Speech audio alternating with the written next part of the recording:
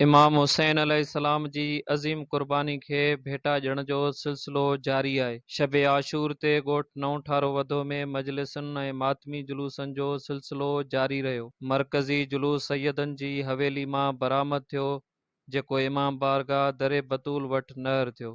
जॾहिं खां वठी इस्लाम ऐं इंसानियत आहे, तॾहिं खां वठी इहे यादूं, इहे मीलादूं, शहादतूं जाइज़ आहिनि। अल्लाह पाक जे पाक कलाम में आयत आहे, सलामुन अलैहि यौम वुलिद व यौम यमूत व यौम युबअस हय्या।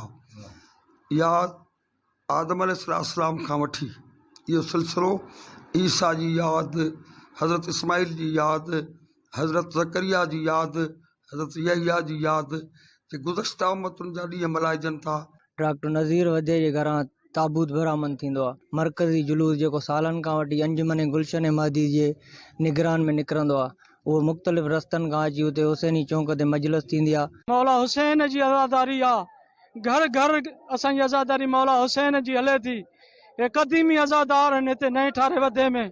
मौला हुसैन जो ज़िक्र पहिरीं खां वठी शुरू थो थिए, वेंदी हो 40 ताईं हले थो।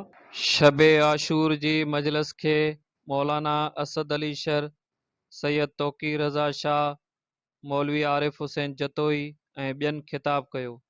कैमरामैन याकूब खेड़ो सां दाद मोहम्मद वधो, सिंध टीवी न्यूज़, बहराम।